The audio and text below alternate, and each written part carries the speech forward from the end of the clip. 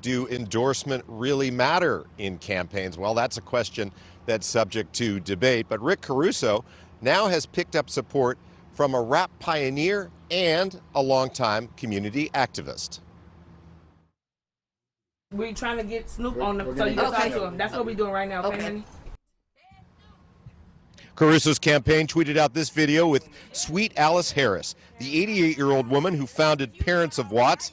That's a charity that's helped disadvantaged and underserved people for years.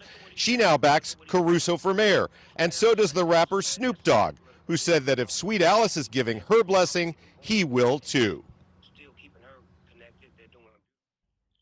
I mean, look at what he stands for. Look at what he's about. Look at Sweet Alice right there. This is a lady that's a staple of the community of Watts, who's been there before I was even born.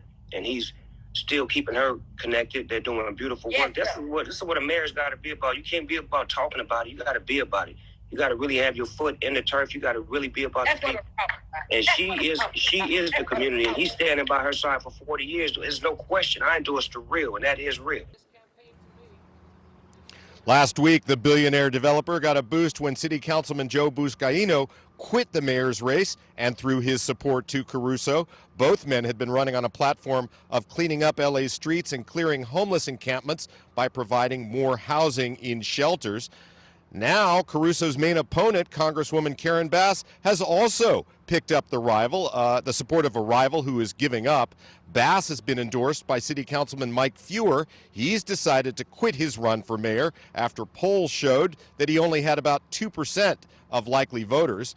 At an event with Bass in Encino, Feuer blasted Caruso, saying Caruso has a long record of supporting radical right-wing politicians and opposing a woman's right to choose, and he questioned how Caruso can be trusted to provide places to live for the homeless when his whole career has been about developing luxury properties.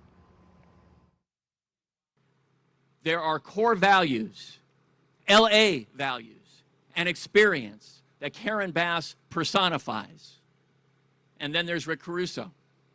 Karen, not Caruso, should govern Los Angeles, and I am going to do everything I possibly can to assure that Karen Bass is our next mayor.